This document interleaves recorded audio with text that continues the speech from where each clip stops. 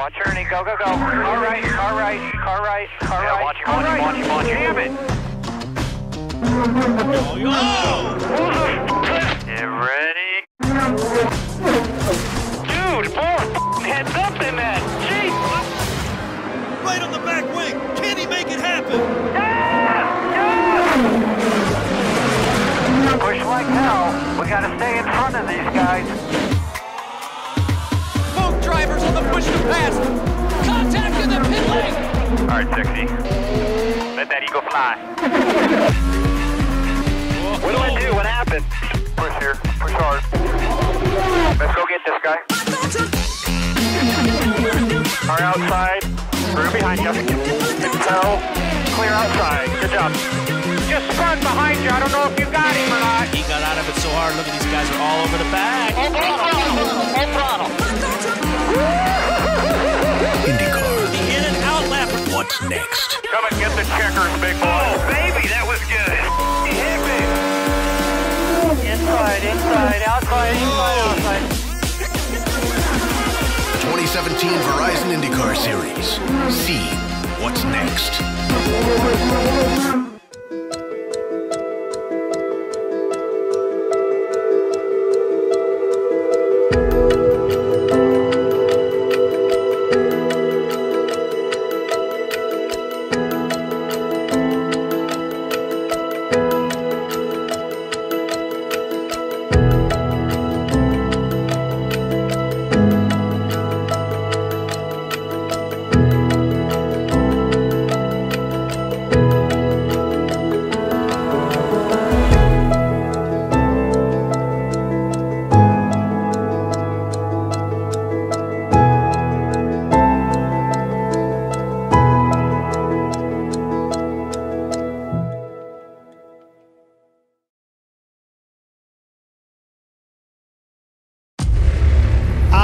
Racing, you wanted the best, you got them for abreast. Often imitated, never duplicated. The greatest show under the world of outlaws.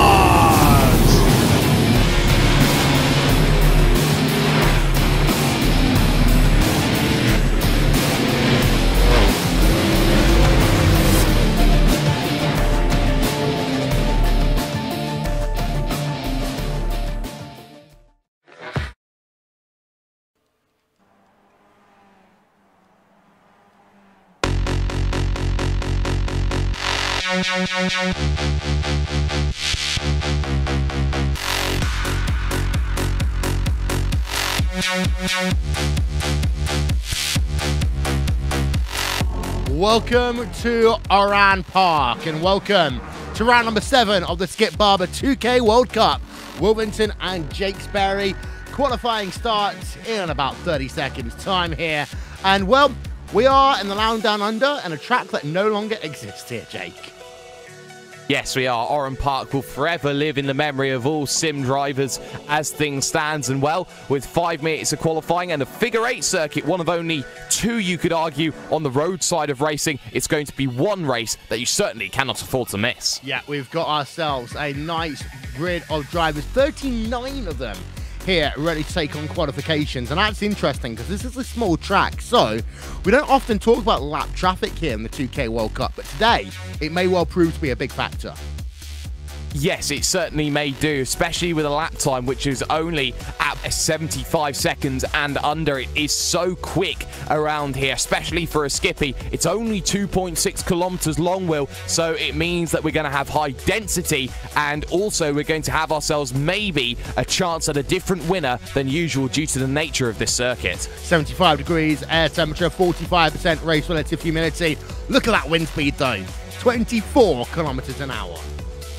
Yes, it is absolutely gusting here today, Will, and that is going to be a massive difference for these drivers. It's a very open field that we have, and especially when they're coming over Yokohama Bridge, they are going to be feeling the wind just dart straight on through the bridge section, and that is going to be pushing the draft in different ways. Side drafting may become a crucial factor here today. Yep, let's start going on board the drivers in a moment's time. Qualifying is underway. Drivers are just doing their out lap. It's a 5-minute qualifying session here today, Jake. So, more pressure on drivers to get it right first time. Exactly, and there is a lot of pressure on all these drivers trying to make sure that they one thing correct over the other, and there has been team changes one from another, and the big one is Oran today, Will, because he's left Positive Sim Racing and has gone to Evolution Racing Team, a signal of intent. Not too much positive about that, really, is there? One word, I'm joking. I'm sorry, I had to do so. Let's have a look, though. And we've been talking about curbs quite a lot in our previous broadcasts, actually, at Sonoma. But again, you've got those kind of very high curbs here at Oran Park, and they can play havoc with drivers' handling ability. They can, and there can be suspension wreckers, especially when you look at the high nature. You're not going to be able to really attack these curves as you would a different circuit, especially on the north side. Towards the south side, you get these areas of concrete where you can maybe just run over a little bit more compared to different parts. It's a two-tier curbing surface, you could say, Will, at times, and that is going to be something that these drivers are going to have to get accustomed to. Yeah, indeed so. So, in a moment's time, we'll see lap time is coming up on the left-hand side of your screen. There's a lot of drivers out here today, all of them looking to try and make an impact. There is Oran new colours for him as he leaves Positive Sim Racing and heads himself to the Evolution Racing Team. Brian Duell, first driver past the line. Oran to the top of the timing stands. Then Michael Fielder, where's he come from? No idea. It's the first race that I've seen him drive in a Skippy, and he has absolutely blitzed everyone as things stand at the moment, as the times continue to drop in. Paul Maloka's fourth, Greg Seitz there in fifth position. I'm keeping an eye on Matt Defoe as an outside shot here today, Will. I hope that he can get himself a good time. Leibert's only position number 9. Matt Defoe, as he crosses the line, is a 1:14 flat, is 10th. Yeah, and the times will literally do what you just saw on your screen there. So there is Michael Fielder on your second lap right now. Let's have a look at the speed for him. Works himself underneath the figure 8 here. In through 6, now into turn number 7. Turn number 8 is what comes up next, at left-hander. Turn number 9, 90-degree left-hander. And then from here, turn number 10 and 11, you can almost just about nail it right. Make up some time, flat out. Break it down into turn number 12 for the final time. Who's going to do the speedo round this time by? Let's have a look.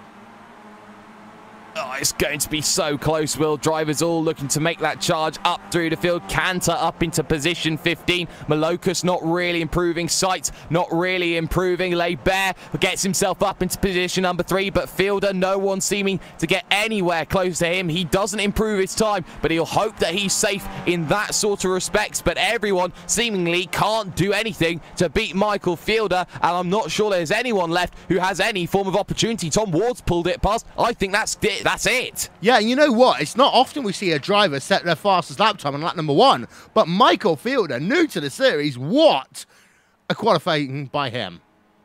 Oh, exactly, and you can't do any better as a first impression than put the vehicle on pole. Track position so paramount at Oran Park due to the twisty nature of it. You're not going to get to the top speeds until you hit that front straight, and even then, turn number 12 is going to be so difficult, Will, because of the fact it has that bank nature and has that ability to spit out drivers into a very unforgiving wall on the outside.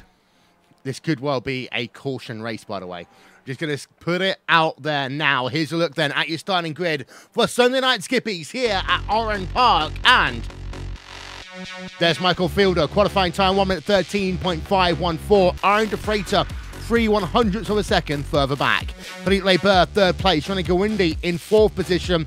Brian Duell in fifth place. Adam Rylance in sixth. Paul Malokas, Greg Seitz, John Sully, and Mick Watson round out your top 10, Jake. Yeah, they certainly do, and looking even further back, the likes of Justin Tipton, Stephen Stoyles, Carl Dronke, Tom Ward down the order in 14th, Tuan Tran in 16th there, very surprising, and Enzo Cantor 18th. That just tells you how strong this field is. And look even further down, a certain Fabrice Cornelis of Vendaval Sim Racing, the unlucky Vendaval from yesterday. Cornelis is only P22. Yeah, big grid here today. And it's going to be a fantastic grid, but for those of you who want to see it one more time, there are your top 4 drivers. Michael Fielder then on pole position for this round of Sunday Night Skippies. Drivers are just heading themselves then down to the starting grid. There we can see Oran Park. It used to be known as we say, it's now a housing estate. But you know what? We love this racetrack. It's going to be a long, hard 35 lap race here today. And Jake, I did allude to it. There could well be a caution here. They could. It is very narrow. And into turn number 1, the moment you start making a mistake, that vehicles could be going 6s and 7s across, and especially at Yokohama Bridge, where you have to make a small kink right. If that part of the track gets blocked, well, that's pretty much 20 vehicles knocked off and written off. Yeah, drivers. Pit road here is also very, very tight. We just see the pit entry here. Literally, it is 1 car width wide. There's a tyre barrier on your left-hand side.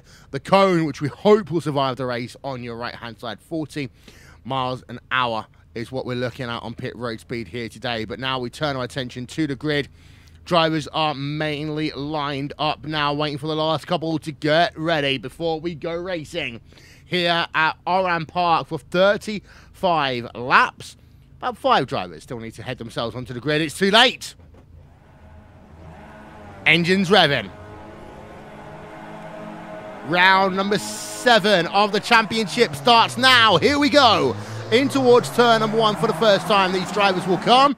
And now it's a case of, will they all survive the first couple of corners? They're too wide already, heading themselves down in towards turn number 1. Are we going to get any fireworks? Not through 1. What about into turn number 2? The answer to that is not inside your top 5. Little bit of wheel banging, but everyone's through except for 1 or 2 there, Jake.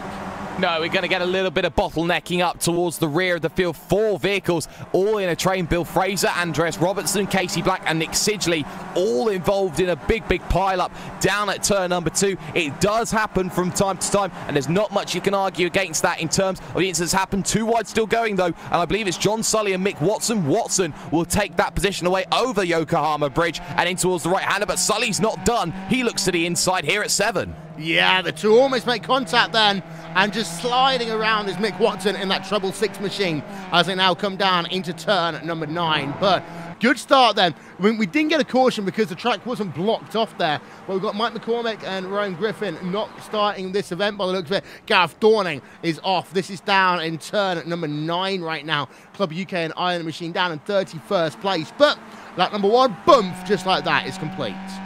Yes, and all this battling still going on. You are going to see many moves down in towards that first corner, turn number 1 at the front of the field. It's trying to be a 2-car breakaway between De Freitas and Fieldler, and looking at deep down on the inside. Bear gets all shades of sideways like an octopus trying to do brain surgery. He now manages to hold it just about together. Here comes Johnny Gwindi, his teammate, down to the inside. Defensive line taken. Yeah.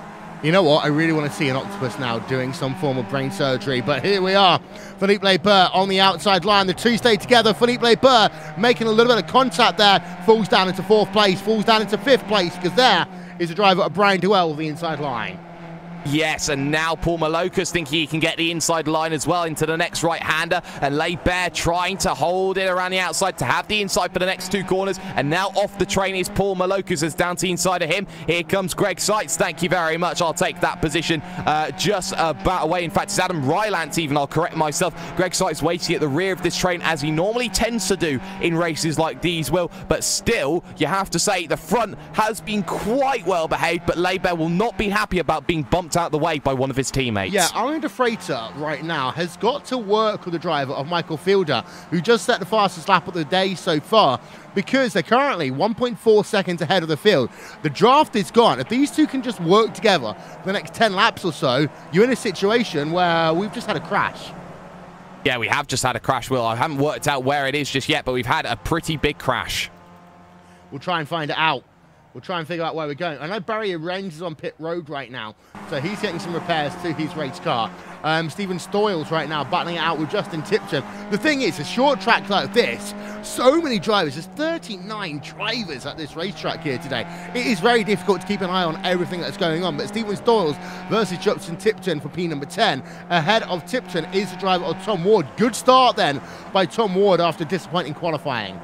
Yes, +4 already going on in for the day, and he is looking to try and now bridge the gap to Greg Seitz. A difficult challenge to do. 1:39 was his last lap, a 14.6 for Greg Seitz, so 7/10 of a second quicker. Has 2 seconds to close down that gap. That doesn't look like it's closing anytime soon, but we were saying about Fabrice Cornelis as well at the start of the broadcast. He's +8 right now as things stands, and David McDonald, well, he certainly doesn't have a farm, but he's +9.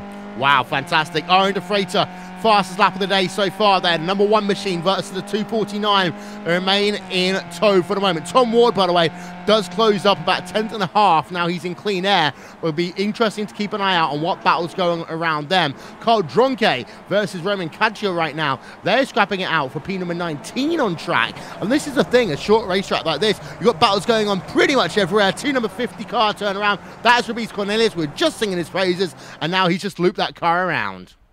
Well, it was contact there. He was trying to get on the outside of the driver in front of Dave McDonald into contact and then collected JP Masada in the process there, Will. So a 3-vehicle incident and getting away scot-free was David McDonald. Now there's a gap between him and Watson and the packs open up a little bit more. Yep, so lots of little incidents then on a narrow racetrack like this. Adam Ryland versus the driver of Philippe Leber as they go side by side. That's actually Brian Duell, actually, who's trying to make the move. He now loses that position to Adam Ryland. We're on board of Ryland through the final corner. They come, and, well, here comes again Brian Duell down to the inside in towards 1. Well, he's looking to try and get the switch back on Rylance, but he won't have the power or the draft to work with him because Philippe Leber is going to decide to do something a little bit different there. He's going to help Rylance make sure there's going to be no battling going on behind, but all of that battling has allowed Johnny Gowindi to break away and is now on an island on his own in position number 3 as he looks to give chase to the 2 drivers in front. But this is the issue he's got. He was 0.4 of a second, Will, slower on that last lap than the 2 in front. They're on a class of their own at the moment here on lap 5, and it may come down to who decides to pit first. Oran de Freitas is loving this because he's got a dance partner out front. Then it's 1.8 seconds between himself and Johnny Gowindi. It's then 1.4 seconds between himself, Johnny Gowindi, and Philippe Leber. Philippe Leber is continually in the wars right now from Adam Rylance. Let's have a look on board with Leber once again. And as these drivers keep on scrapping, it does mean that de Freitas and Fielder may well end up in a 2-horse race at the end of this if they both manage to nail their pit stop. Exactly, and that can be the most difficult factor, especially with this pit road, Will, because there isn't much to say about it, but it is asphalt when you get onto the lane, it's concrete when you hit your box. It's very Americanized and that sort of standard, but here comes Oran de Freitas down towards the inside, and you know what? Fielder's going to let him have it at turn number 1. He knows there's no point in battling at this early stage, knowing that they have vehicles behind them. And for some strange reason, Fielder has got damage to the front wing of that machine, as well as the fact that Oran de Freitas did set the fastest lap that last time by, so de Freitas now leads. Be interesting to see whether Fielder can keep with Oran de Freitas because he is already 0.4 of a second back. You notice Tom Ward up 5 places. David McDonald up 10 places. Anthony Catt up 12 places. They are your biggest movers in your top 20. Kurt Crum up over a dozen places. John Morgan and Neil Bontemps up 10 places as well. Biggest loser, that is L. Leroy Coppage. He is down 17 places, and I believe he's still on pit road. So a long, difficult day for him here today.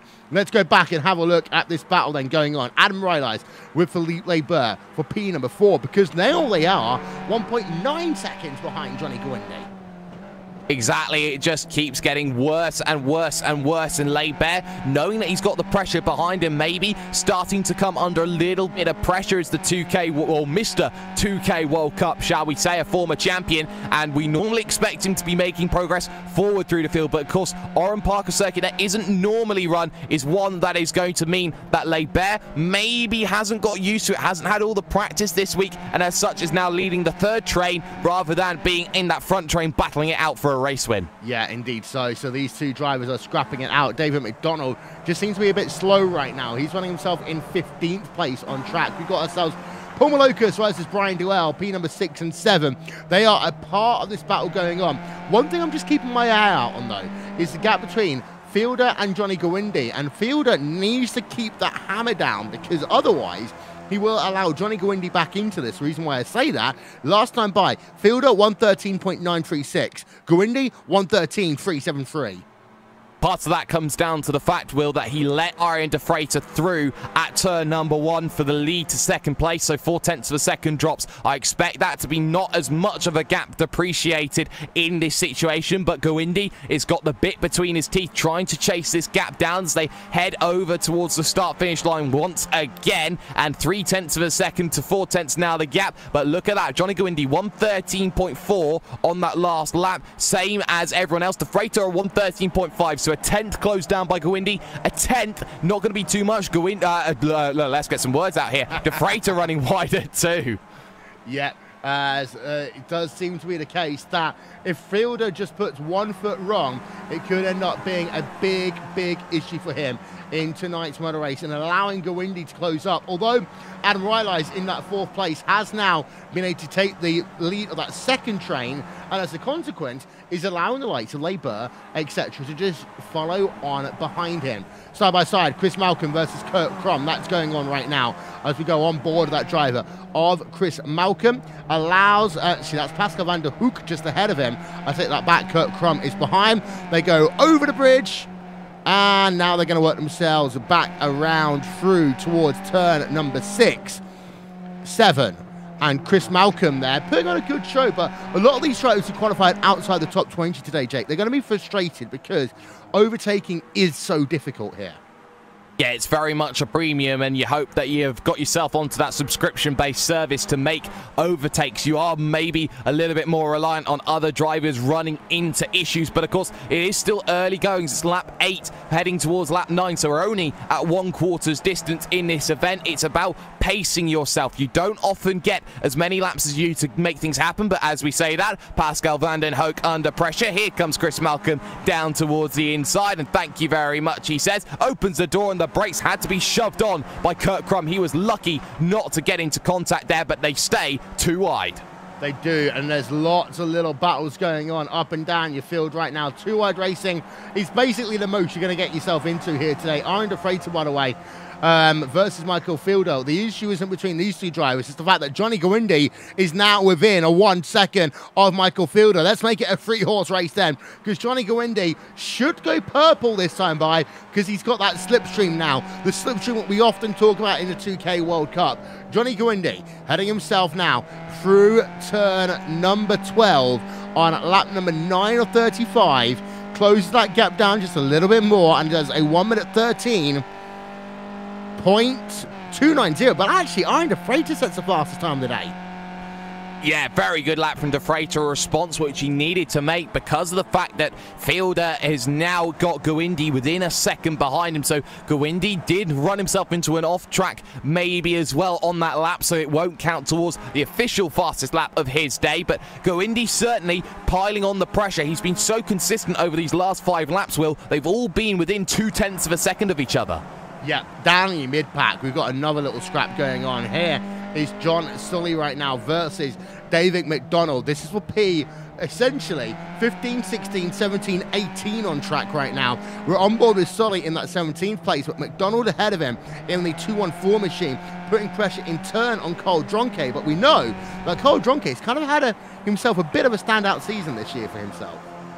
Yes, he has. He's been getting those good top 15s that we do normally get to see him now having, instead of those top 20s, those top 25s that we normally get to see from Dronke. Big slide, though, behind from John Sully. Now gets him under pressure from Roman Kachka, who's looking like he wants a sword more rather than a shield. And you feel that Roman Kachka at the back of this train needs to get to the front of it as soon as he can for the pit stop window. Track position on a 1-wide pit road is everything.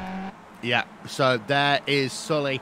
There is your battle between P number 2, P number 3, though. And Gowindi is now fully in tow.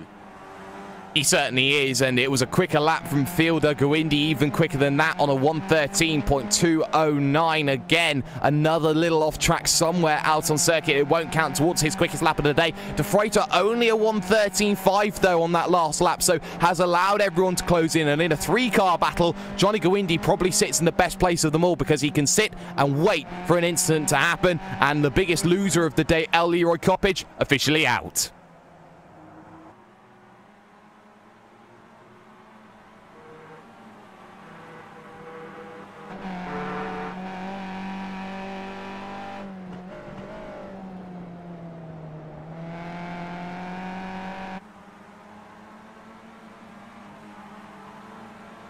pit window here is so wide, Jake. The reason for that is because of the fact that you've got yourselves a short track. So that would mean pit window realistically opens in about 3 laps time and will stay open until about the end of lap number 25 here today. Yes, and drivers will want to go as late as they possibly can on that pit window for the sole reason of you spend the least amount of time down on pit road. They put in similar amounts of fuel, so when you put in that fuel does not really matter because they're not changing tyres. You're not going to get any tyre benefit out of it. It's about how much time you can save on the lane. It's a little bit different to racing, so De Freitas probably won't go in until Fielder and Gawindi have gone in, but at the same point, you can't stay out too long. You miss your window by a lap, and that's it. You are toast. Yeah, Matt Defoe, just checking in on him then in the number 183 machine versus Steven Stalls right now. And Turan actually has had himself a bit of a recovery. Qualified, I think he said 16th place here, Jake. Currently working himself in the 13th position. But I think there's a little bit of trying to find a way to slip through these drivers. And Turan is struggling because of how hard it is to overtake.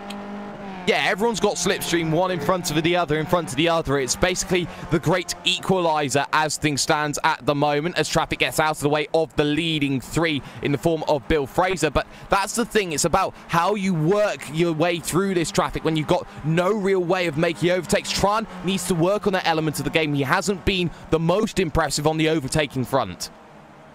So then, we're on to lap number 13 of 35 here in Skip Barber 2K World Cup. Oran Freighter does still lead. Michael Fielder in second place. Johnny Gawindi did set the purple lap that last time by. Drivers out of this event. Fabrice Cornelius, we saw the incident with him earlier on. JB Maceda, L. Leroy Coppage. 2 non-starters by the looks of it. Mike McCormick and also Rowan Griffin. But we have still got little battles going on through your field. One like this, for example. Anthony Catt, I was going to say, was very close to the rear of Andrew Leach, but actually just had himself a bit of a slide, and that would cost him a couple of tenths of a second. This is the Justin Tipton, Steven Stalls, Matt Defoe, Turan battle we've had going on in your field. But let's go back then to Philippe Leber. Leber down into P number 5 right now, behind Adam Rylais. These guys are not catching your leading trio. No, they're not, and that's very crucial. Rylance doing 113.5s, Leber chomping at the bit behind a 113.4, but they have to work together against the leaders, and now there's going to be a change for the lead, actually. Here comes Michael Fielder to the inside, 3 wide, they thought about it. Gawindi, though, will still have the inside, heading towards turn number 2, try and get position number 2 away, and De Freitas very easily bumped off side by side. That's cost them 0.4 of a second alone through that corner, and that has been the big place where time has been lost into the right-hander. Fielder, you've got to run. Yeah, and the thing is, they got to remember every time they do this, it will cost them at least half a second to the guys behind. So they don't want to do it too often. As side by side, it was between the number 18 machine of Gawindi versus Oran De Freitas. De Freitas did end up then with the advantage out of that situation as they worked themselves under the bridge and then got themselves side by side in towards turn number 3. But for Fielder, you're right.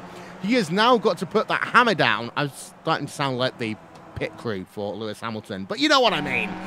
Because Gawindi versus De Freitas, if they go at it in the next lap, then it will give Fielder the chance to maybe put away.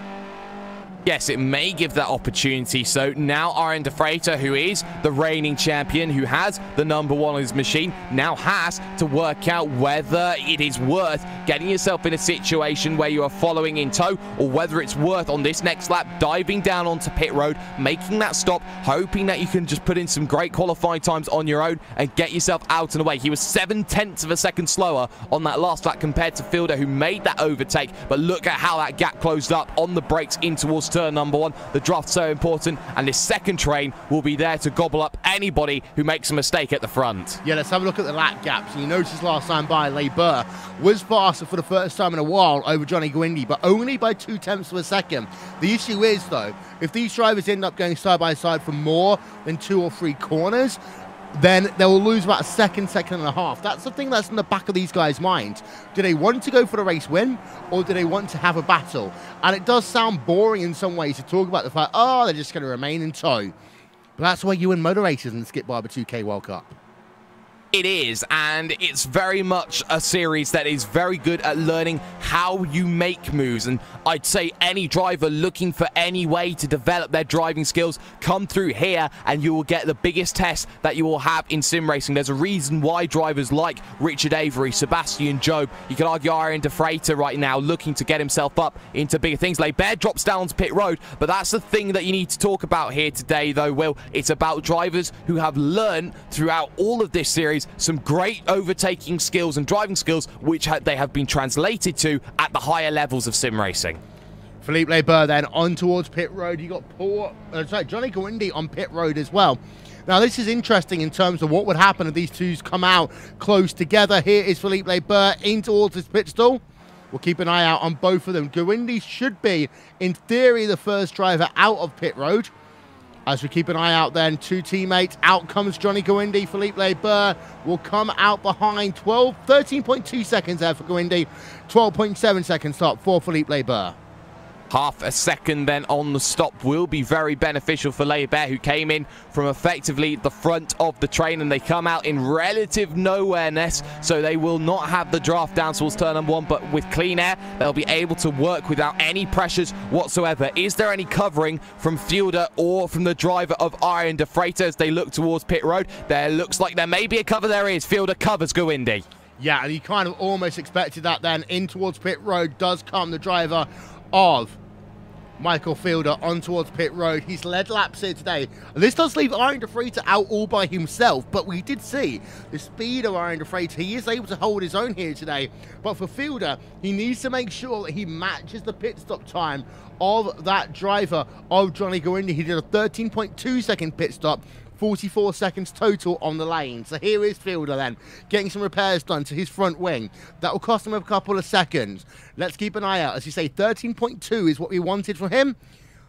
And it's going to be a bit longer, 14.1 out and away. So Gwindi should, in theory, go past Michael Fielder, back out onto track then. But where is Johnny Gwindi? The answer is, there's Johnny Gwindi. There's a lot of traffic around here as well. Gwindi, down to the inside of Fielder, manages to make that move stick.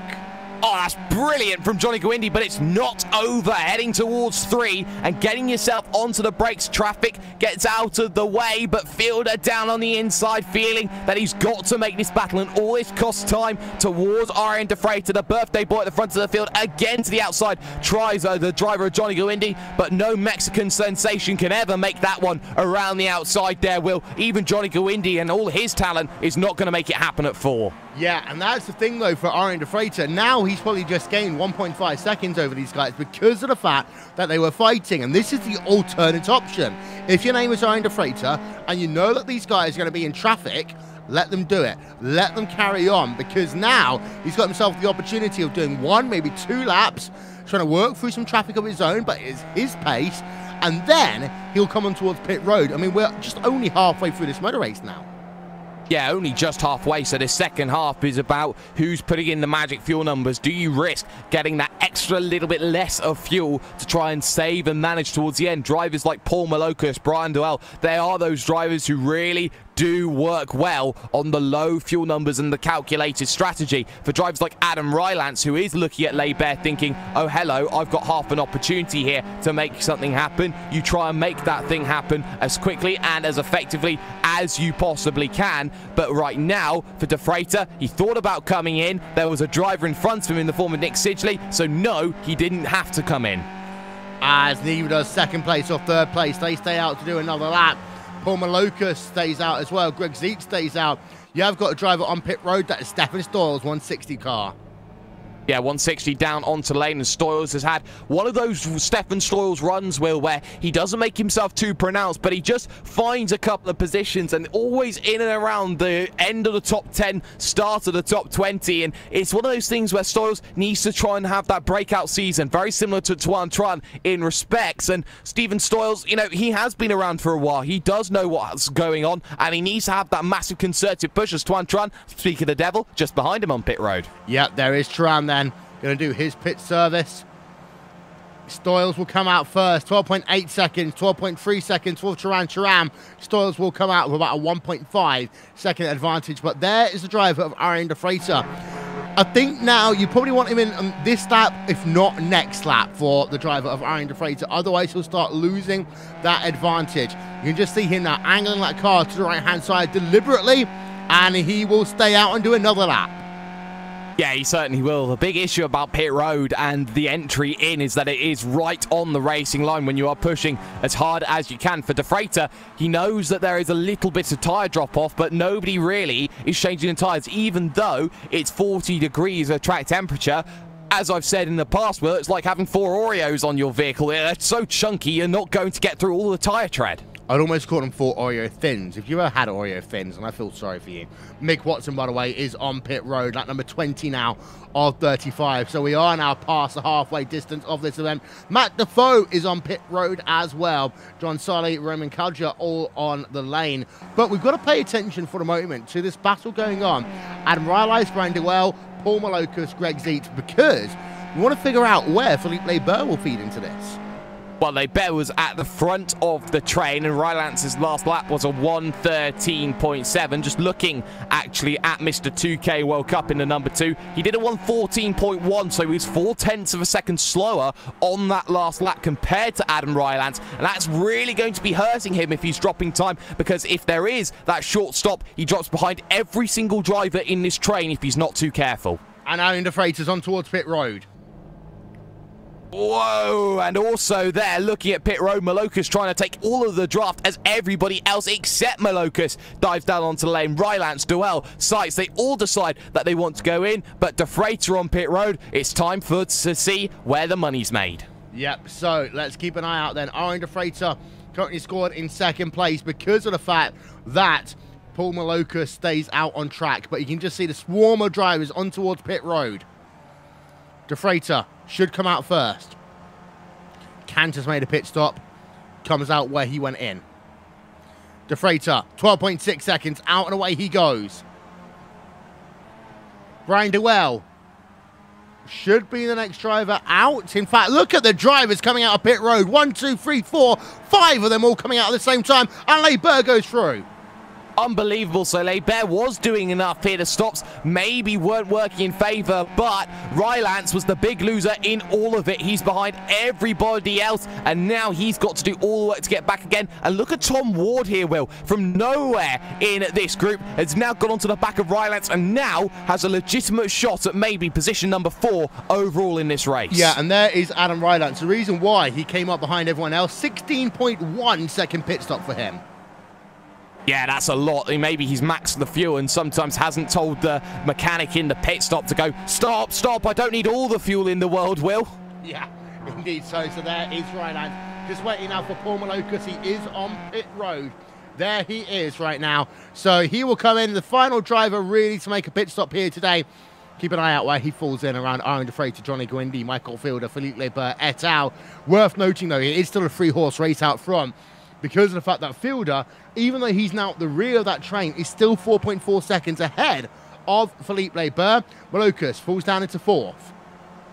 Falls down into 4th. 5th. Loses 5th place right at the last moment there, but Malocas, good pit stop. Very good pit stop, puts him right with Leber. But the thing with Paul Malocas is he was behind the likes of Rylance and co, so he was going that extra lap, saving a lot of fuel in the middle of that stint, and I expect him to save a lot more and wait to the final few laps to make the move on Philippe Leber. But at the front of the field, De Freitas, the birthday boy, is not clear by any stretch of the imagination. 0.8 of a second by any stretch of anyone's mind is not decisive, Will, and it won't be enough for him to call himself clear. Indeed so. There is a look then. Actually, that's not a look at your top 8, but it's De Freitas from Gawindi, from Fielder, Leber, Malocas, Zeet, Dewell and Rylance. They are your top 8 for the time being. We'll step aside for one moment. Back with more after this. We take you RaceSpot TV side by side.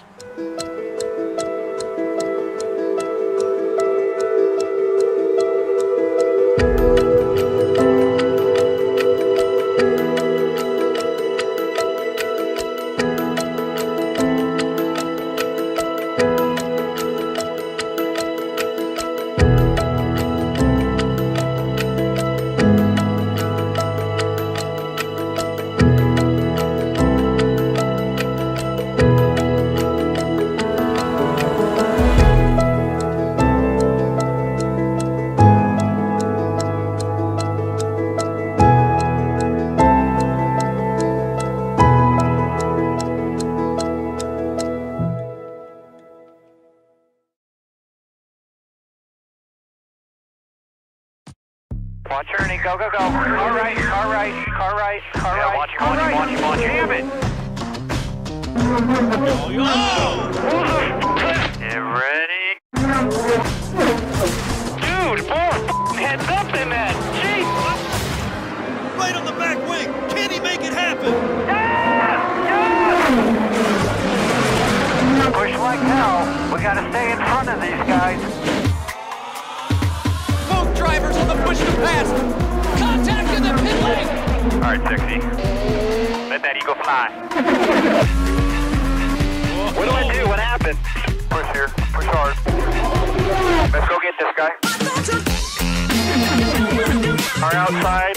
We're behind you. Toe. Clear outside. Good job. Just spun behind you. I don't know if you got him or not. He got out of it so hard. Look at these guys are all over the back. Full throttle. IndyCar. In and out lap. What's next? Come and get the checkers, big boy. Oh, baby, that was good. Hit me. Inside, inside, outside, inside, outside. 2017 Verizon IndyCar Series. See what's next. Welcome back, ladies and gentlemen, and don't forget, Monday night is all about skippies as well. Round out your week's worth of racing with the UK and Ireland Monday Night Skippies, presented by the Calm Zone, a male mental health charity. What we did just see on RaceSpot TV side by side, remember, you never miss a moment of RaceSpot TV side by side, is Johnny Gawindi doing a power move to the race lead. Yeah, it was a beautiful one into turn number 12, and that just proves the fact, Will, that at the final corner you can make those moves. You're not always going to have it decisive on the drag race to the line, and with just 11 laps to go, you would feel that Johnny Gawindi now has control of his destiny. He just needs to defend from De Freitas at a circuit where being first is a lot more easier than being third. One thing worth noting, the gap between third and fourth place is going up, but very, very slowly. It's only gone up by 0.2 per second over the last 3 laps. Yes, but the point is, Lebert is not catching, and being the fact he's not catching, he is now out of a win for the or a battle for the podium, but more rather the best of those for a top 5, maybe even a top 10. And that's the thing, this group is starting to splinter because it's now a group of 3, arguably a group of 1 with Brian Dwell being dropped off the train, and then you've got Rylance and Ward fighting it out for 8th and 9th. It is basically as simple, Will, as saying, oh look, here's the group of 3, here's the group of what have you, but there's a lot of traffic out on circuit. Neil Bontum's just in front of the group of 4. Yeah, having a look at Michael Fielder there, he is now 4.7 seconds ahead of Philippe Lebert. Lebert to Paul Malokas, 0.2 per second. Malokas to Greg Ziet, 0.4 per second. Greg Ziet to Brian Dwell, 0.9 per second. And that's the thing, we have got proper packs here today that we don't often see. Often? But Tom Ward, currently in the 9th place. He kind of worked his way up through a few places earlier on, but now he's kind of hit a brick wall, so to say. Yes, he certainly had, and British Pathway Will Vincent there joining us for just half a second there. But, you know, this is the thing. If you can make positions, then by all means go off and make positions. But for Tom Ward, it's about trying to get yourself good qualifying as well. You can win as many races as you like in the practice, but when you get to the 2K World Cup, track position is always key, and P14 I don't think ever has managed to constitute a race victory, if that only from the reverse grid races. Or somewhere like Sonoma or somewhere like Watkins Glen where maybe it could happen, but definitely not a track like Oran Park, because qualifying is so important. For example, tracks like Summit Point as well, you know, yes, there's overtaking, but if you're not in the front pack at the start, you're never going to be in the chance to win a race. Exactly, and for drivers who are looking to try and work out what it is I need to do to be good, 1 lap pace sometimes can be everything, but at the same point, 1 lap pace is good, race pace needs to be better. Talk about John Sully, who qualified 9th. He's now down in 17th, and a driver who had a really good qualifying needs to work on his race pace to make sure that he's a better driver and is consistently challenging for those top 10s. Yeah, on board with John Sully in the number 173 machine. The thing is, I was just on board with him. He's taking like 4 stabs into the corners. You can clearly tell it's a handling issue for him.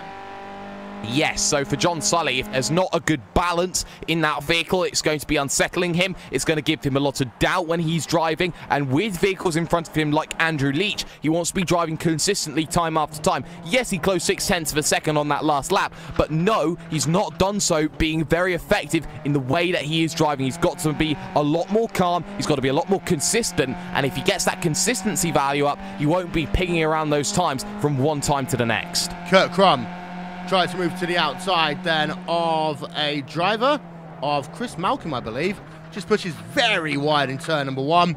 Gets some dirt on those tyres, falls back a couple of places. In fact, it was Chris Malcolm, and Anthony Catt was able to move past as a consequence. And that is down in P at number 19, 20, 21 on track. You still got battles going on, even at the rear of your field. And let's talk about Carl Dronke for a moment. Miserable day for him all of a sudden.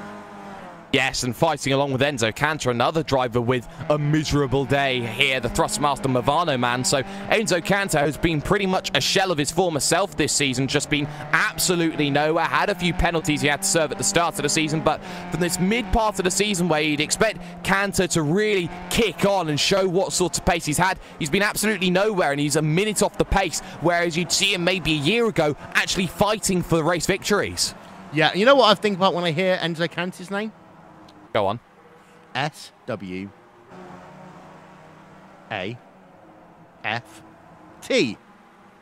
Waft.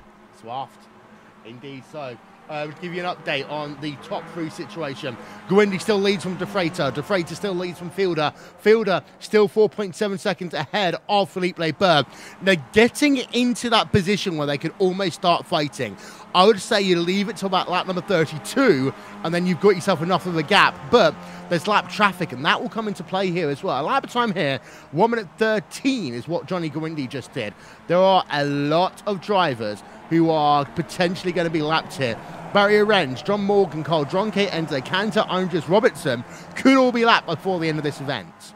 They could, and for those leading 3, they've got to negotiate that very, very astutely. You almost have to play the Max Verstappen role from time to time at Monaco, where you've got to follow your driver religiously to the back of the diffuser, shall you say, and then hope that you get yourself an opportunity to make those overtakes. And, well, for the driver of Oran De Freitas, he is sitting there, he is waiting, he is wasting the fuel of Johnny Gwindi, hoping that the early stop was one that didn't work out in his favour. And for De Freitas, he knew that with that second gap, waiting a little bit more on the field to be a little bit more secure, Andreas Robertson just in front. They want to catch him at a very opportune time for the driver of De Freitas and Fiedler. They want it in the twisties. You look at the driver of Johnny Gwindi, he wants it on that long front straight. Yeah, and in fact, you might not get him on the long front straight away here, but he might just end up nabbing him down at turn number 2 as Oran De Freitas pulls to the outside then in towards turn number 1. He's looking to try and think about just breaking the draft for the moment because he doesn't quite want to go for the race lead.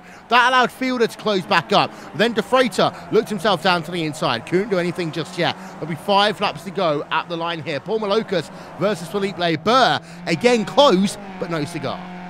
Well, the thing for Paul Malocas is he's got the TT racing machine of Greg Seitz there just behind. So Greg will now start to play a pivotal role. If he starts harassing the rear of Paul Malocas, it allows Philippe Leber an opportunity to break away. Otherwise, vice versa, Leber may be holding up Malocas to try and bring Greg Seitz back into play. Yeah, and Zeitz has currently scored about 5 tenths of a second behind behind Paul Malocas even. So it is a 3-horse battle, although you bring Zeitz back into play, you bring Duell back into play as well. And if you bring Duell back into play, well, you end up in a very interesting situation of 2 teammates on 2 teams. Yes, like Montagues and Capulets, you'll have an all-out war, Will. That's what I would see from these drivers. But Brian Duell has been struggling on this second and a half pace, so has got to try and find a different way to get himself back to the group site. Setting up the run then out to the final corner. Wasn't all convincing getting down onto the apex into the corner, but out to the corner gets a semi-decent run, but won't be able to close down on Paul Malocas and Philippe Leber. Small look, though, from De Freitas down to the inside with 5 laps to go. And no is the opportunity at the moment, but it is forthcoming. He is making inroads. Yeah, and the gap's up to 5 seconds now, so you're going to argue that now there's enough of a gap between these 2 drivers, three drivers, to your second pack that they can start going at it. But they'll wait, and maybe until 2 laps to go, to really make that a certainty. Tom Ward, by the way, versus Adam Rylance is going on. This is for P number 8 on track. Tom Ward, his last 3 laps have been equal to that of Adam Rylance, and Rylance really has faded since pit stops. He has, and that is a big difficulty that Rylance is going to have. Maybe his vehicle's a little bit heavier than it was at the beginning of the race, and as such, he's been wearing out the tyres too much. Remember, track conditions are 40 degrees. It is hot around here today, Will, so because it has that hot factor about it, maybe these tyres are going off a little bit quicker than what they would do at any other circuit, and that is something that everyone has to try and keep in mind when they are trying to nurse their vehicles home at the end. And look at the leading 3, all hard to the left-hand side. Oh, yes, it's now time to play defense. Look at this, though. There's a thought of going for the race lead there by 1, 2, 3 of them in towards turn number 1. Oh, we got a bit of a spin there. That's Oran de Freitas versus Michael Fielder. Fielder will have the inside line in towards turn number 3 right now. And all this is going to do is allow Johnny Gawindi to put away if they carried on passing. I think there that de Freitas realised that. Johnny's first win of the season, first win in the 2K World Cup came at Bathurst. What is it with Johnny Gawindi and Australian tracks which gives him an opportunity to win? I have not seen Johnny Gawindi look this good in a race since Bathurst, and that was an endurance race. But now Fielder and de Freitas fighting together. Remember, this is Fielder's first race. He's not got anything to prove. Gawindi's looking at maybe some secure points in the championship. De Freitas leads his championship. He can't afford any mistakes. And look at Fielder, a little bit wide, which will compromise the run through 10 and 11 and to 12. That gap is looking towards a second. So here we are then. It's 1.1 seconds now between P1 and P2 with 3 laps to go. Here comes Oran de Freitas. Will he try and make the move on Michael Fielder? You've got to argue he's going to have to do so now. He's going to have to think about, I want to go for the race lead by leading this duo rather than being in second place, but he's not quite close enough then as they head through turn number 1 and turn number 2 once again. Don't forget, ladies and gentlemen, we are 3 weeks away from iRacing bringing you world's fastest gamer. It's the McLaren Formula 1 cars, 4 races, and the chance to go to Woking to get yourself a job of a lifetime. So join myself, Will Vincent, Jake Sparry, and Paul Smith for that one, and we are really looking forward to that.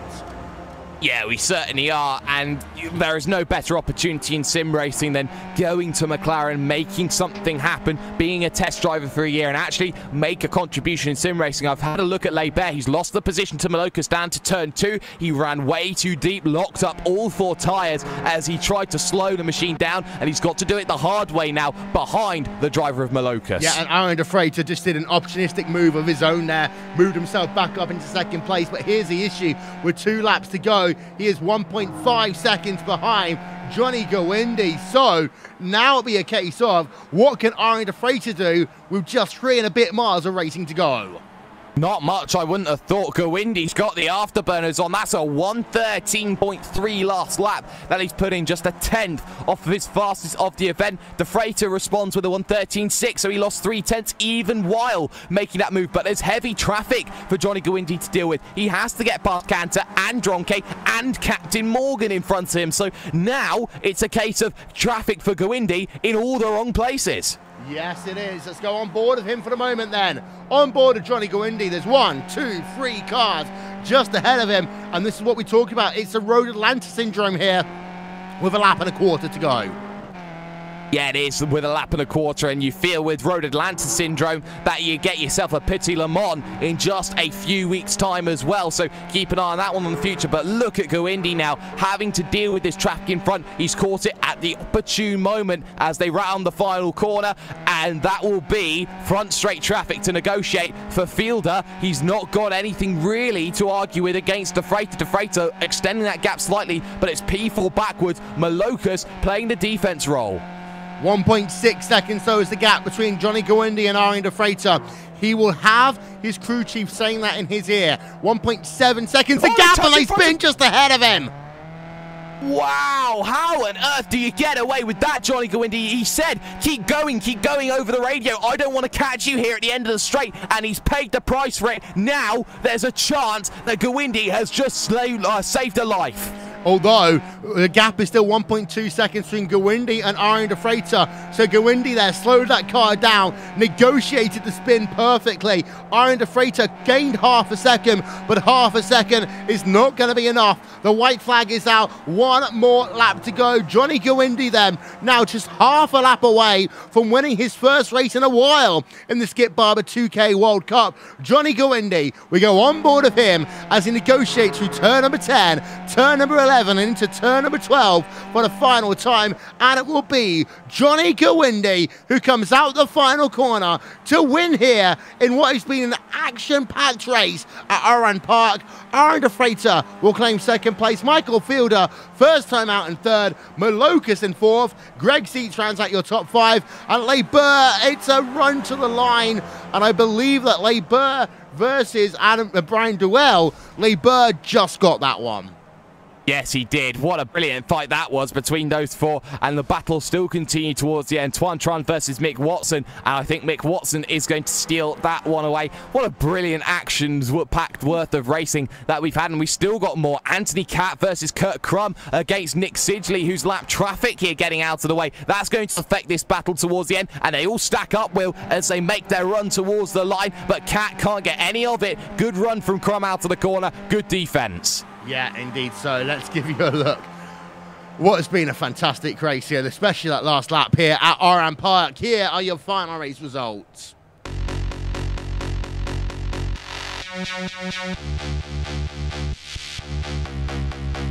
Johnny Gawindi claims victory, but it wasn't without an almost heartbreak for him as he turned into turn number 2 on the final lap of the motor race. Oran de Freitas second, Michael Fielder third, Paul Malokas fourth, and then Greg Seats rounds out your top 5. Philippe Leiber just holds off there. Brian Duell to claim 6th place. Adam Ryland, after being in the top 5 for most of the day, struggled after his pit stop. He finishes in P number 8. Tom Ward in 9th place, trying to come through the field, can't get any higher than 9th. And then Stephen Stoyles rounds out your top 10. Justin Tipton in 11th place, and Matt Defoe in 12th. Mick Watson 13th, Sharon Turan in 14th, and Andrew Leach in the 15th position. There's the remainder of the results up on your screen right now. We'll take a brief break, and when we come back, it'll be time for post-race interviews.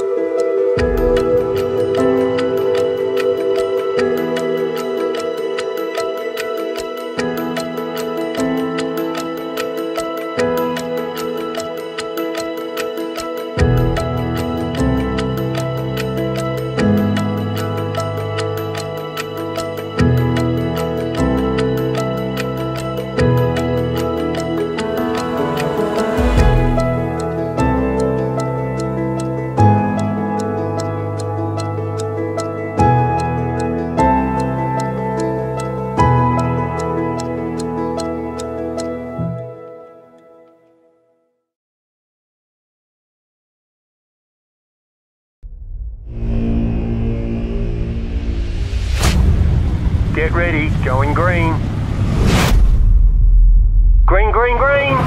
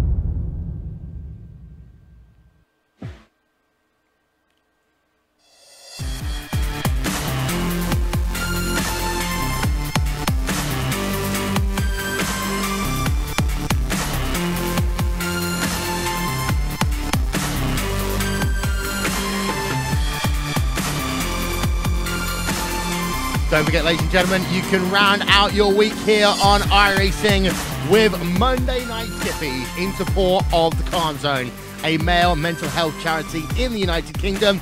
Join the Rachel Whiteford, Linus Braunstrom and Connery Maddock team as they bring you Monday Night Skippies each and every week. We are back here, though, on Sunday Night Skippies. This is prime time. This is RaceSpot TV, as we had ourselves a fantastic end to this motor race. It was Carl Dronke Enzo Cantor involved in that incident at the end of this event. We're going to show it to you again now, if we can, heading in towards turn number 1 on that final lap that almost ruined Johnny Gawindi's race there, Jake. Yes, and it's a very difficult situation for the 2-lap traffic vehicles because, as it states with blue flags, you've got to let that vehicle through. But Johnny Gawindi, the race leader, over the radio goes, no, I need you to keep going. I need you to keep on going forward. Otherwise, I'm going to get caught in that situation. So he tells them to keep going. And then in the confusion at turn 2, Cantor just runs ever so slightly too deep into the driver of Dronke. And that causes pandemonium. And we know that Johnny Gawindi sometimes likes to call himself two shoes. One was on the accelerator. The other was warding off vehicles. Yeah, and we just lost our overlay for the moment, ladies and gentlemen, so we'll give you another replay in about 15 seconds time. But in the meanwhile, I mean, again, Aaron DeFreitas did a good job here today. Like, this was the Johnny Gawindi show at the end. Yes, it was, and Johnny Gawindi made the move when he needed to, and then it was that driver of position number 3, Michael Fielder, who absolutely changed the game for DeFreitas. If it was just a simple shootout, DeFreitas would have been there until the end. Because Fielder decided to push it side by side, there's nothing that DeFreitas could have done to really get back to Gawindi because of the fact that he was so busy focused on defending. Yeah, let's have a look then. There you can see Johnny Gawindi just negotiating that traffic on the final lap. In fact, we're going to talk to him right now. He stood by with Jake Sperry. Well, Johnny, what a very eventful end it was for you. Vehicles flinging left and right and you telling them to keep on going. What was the decision behind that to let the lap traffic continue on their way? Well, I thought that, they were fighting for position and there was quite a gap from me to Oran, so might as well have their fun and fight for position the last few minutes of the race, but I obviously didn't think that would happen, so it was a little bit scary, but luckily nothing happened. Nothing happened in the early stages, but you were the first man to dive down onto pit road, so making the early stop work today. You had the driver behind you of Michael Fielder cover you off, so you had a dance partner to work with from there towards the end, but with DeFreitas staying out there for a multitude of laps, was it difficult knowing that you had Fielder battling with you through the mid part of the event? Yeah, fortunately he did let me through after, I think the lap after his out lap, he did let me through. Going into the first corner, you let me have the inside. Otherwise, I'm not sure we would have caught Aryan immediately. Maybe we could have caught him, but definitely not immediately. But yeah, apart from that, it worked out, but it was a little bit nerve-wracking not knowing where I would come out in respect to Aryan, simply because the laps I was out alone after my pit stop weren't the best, so I was losing a little bit of time, but luckily it was enough. Well, one thing that we can understand from Johnny Gawindi is he does love to win a good Australian race, so it must be something in the soil somewhere there. But Lime Rock in 2 weeks' time, 2 questions. 1, Lime Rock's back to basics. How do you think you handle it? And 2, what is it with you in Australian tracks? I don't know. I just like, Phillip Island I'm not great at, but Bathurst and Oran I think I'm alright. Well, at Bathurst I'm good. Here I'm alright. But I don't know. I think it's the ups and downs, the camber changes. It's not a flat, straightforward European track. It's more of a flowing up and down American track, more or less, which I tend to enjoy a little bit more. And Lime Rock Park, personally, I hate it. It's my least favorite track by far. And I'm not terribly slow there, but I still don't enjoy it. So hopefully, if I do show up, I'll at least get a good result. Cloudier skies ahead for Johnny Gawindi, but before we let you go, shout out sponsors. Who do you need to thank then for your victory here today? Well, definitely TT Racing. We actually had a bunch of good. I think we had all of the team racing today except for Vinny. which was nice to have. So it was 5 guys fighting it out. It's really nice, and yeah, they're a great bunch of guys. We're helping each other get quicker and quicker each day. So it's definitely something that's helped this season, and I hope we'll keep on helping the next seasons. Well, hopefully it will. Johnny Gowindi then joining us from TT Racing. A race victory yet again at an Australian circuit. Will, I believe you found Mr. 2K World Cup himself. Yeah, but the issue is, now I want to have a burger. Thanks for saying 5 guys, Johnny. Thank you so much. Philippe Burr coming home in 2nd place here today. Philippe, 2nd place, that's not right at all. Our timing and scoring is completely off. Let's start this again. Hi, Philippe. How was your race? Not as I would like it to be. Not 2nd place, was it? No, it was 6th, and well, it should have been 4th or 5th, but it went south when Johnny and I got into a little misunderstanding on the 2nd lap, and then I had some damage, and I had trouble following. So in the end, yeah. I couldn't do any better than this. I didn't have the pace to fight for a victory, so I'm pretty happy with it. You've had some ups, you've had some downs this season. In 2 weeks' time, we head ourselves over to Lime Rock Park. It's a track that I've seen you do fantastically at before, but also it's another narrow racetrack. How will that impact on your approach to the event? You mean Bathurst? Yes. Next week? Yeah, sorry. I had to think a little bit. Yeah, it's a dangerous track. I think half of the people won't finish, so it's just a matter of avoiding the walls. And Johnny is simply unbeatable at Bathurst, so I'm pretty sure he'll win by with a 10-second margin over 2nd place. So I'll just try to survive the race. That's it. Well, before we let you go, who do you want to give a shout out to then here today from what has been a kind of up and down day for you, Philippe? Well, I want to wish Arjan a happy birthday. It's his birthday today. Getting to that, okay. Oh, well, yeah, well, I want to be first. So, and I also want to mention the disaster in Texas. This is that we have this hurricane here this weekend, and I want to, well, wish everyone the best and hope they are safe and survive this historic flood, because it's terrible. Yeah, I'm going to echo those statements, of course. Everyone in Texas, stay safe. And don't forget that there's more to life than sim racing. So if you get told to get out, get out. And hope everyone over there is okay. Philippe Burr then coming home here today in not the best position that he would have wanted.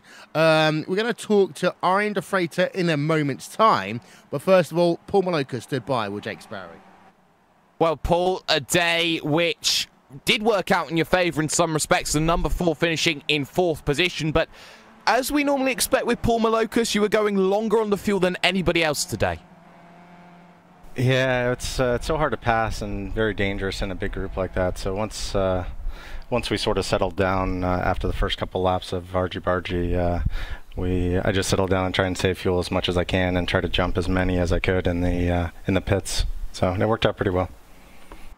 Certainly has in your favour, and especially in the final stages. You had yourself, you had Philippe there, Greg Seitzide and Brian Doyle. How's the team faring? Of course, Aryan has moved teams away. Has that affected your preparations in any way heading in towards, you know, the latter rounds of this championship, knowing that you have maybe to fill the boots of, say, Aryan being the #1 driver now in the 2K World Cup? Well, first of all, happy birthday to Aryan. I just was listening, and apparently it's his birthday, so... yeah, it's those are big shoes to fill, but we're a pretty veteran team now, so you know, we're just taking it in stride and move forward and do the best we can. So. And of course, you know, finding yourself in a situation last season, you were fighting for the title. This season, you know, results have been a little bit fewer and further between, but you know, in terms of where you've been pushing yourself this season, do you feel that the results that you are gaining are beneficial of the team and what you're doing? I know you missed the first 2 rounds of the championship, but you have been pretty much in and around that 4th place a lot this season. Yeah, except for when I got crashed out, I've been 4th at every single race. So I'm pretty consistent. One thing that's been bad this season is I've been terrible in qualifying. And then once you do that, it's sort of hard to make it back up to the front to compete. So I've been sort of handicapping myself, and it's been frustrating. A little bit of a handicap, but lucky number 4 again it is there for Paul Malocus. Will, it's, I believe, his 3rd 4 of the season, and maybe it may be a 4th 4 next time we see them. Yeah, indeed. So that is Paul Malocus, and now just gonna have to tune my voice up here. Oran de Freitas. Hello, Oran de Freitas. Is he playing possum with me right now? Maybe he won't respond until we sing him a happy birthday. Are you ready? Yeah, I was waiting for you. Happy birthday to you. Happy birthday to you. Happy birthday to Oran de Freitas from Evolution Racing Team now. Happy birthday to you. Ow! Yeah, thanks, guys. That's potentially the worst of a birthday song ever, but you know what? Who cares? Oran de It's the Freitas thought that counts, right? didn't quite get the race victory here today. What happened to you, buddy? Yeah, I had a pretty okay qualifying. Messed up the last sector. I lost the 10th there. I lost practically pole there. But yeah, Michael did a good lap. Yeah, so after that, at some point I gained to 1st position, I think, and then they pitted early. I was quite happy with it because I thought I could do better pace than we were doing at that time, and I think I did. But then I pitted 1 lap too late, so I was sputtering on my in lap, which wasn't helping me. And then I fueled, and then I had to fuel save again. So I was pretty happy Johnny passed me. But then Michael made it too wide with like 4 laps to go. So that was basically my chance for a victory. But all in all, I mean, it's good for the championship. I'm doing pretty good, pretty solid. Yeah, I'm basically Norbert. With Norbert out, I don't know what Sepp is gonna do. I only have Greg and Philippe to worry about, so we'll see. We'll see indeed. Who do you want to give a shout out to on your birthday here today? Oh, obviously, thanks to everybody here for the birthday wishes, obviously. Special thanks to Paul and PSR. They've been pushing me for the last like year and a half a lot. And a shout out to my new team, Evolution Racing Team. And a bit of a thanks to Jake for setting that kind of up. Don't forget Logical. Don't forget Logical. Logitech even. Logitech. I was saying, yeah, we have Logitech as a sponsor here, obviously. Thank you, Logitech. No, it's... So yeah, that's basically it. There we are. Oran de Freitas then here today. That's pretty much all we got time for, Jake. Yes, it is. It's been fantastic racing from minute 1 to minute last again, and all throughout the race of this weekend. And thank goodness that I've done 5 broadcasts over the course of 28 hours. I think I want to rest. Don't worry, we've got more. No, I'm joking. Don't forget, tomorrow night, ladies and gentlemen, join Rachel, Linus, and Connery for Monday Night Skippy to round out your racing week here on RaceSpot TV and on iRacing Live. And in 3 weeks' time, we'll have just completed the first round of World's Fastest Gamer here on iRacing Live. So don't forget, that is coming very, very soon. So, that's all from Skip Barber 2K World Cup here tonight, here from Oran Park. That guy has been Jake Sperry. I'm Will Vincent. We will talk to you all next time. Goodbye.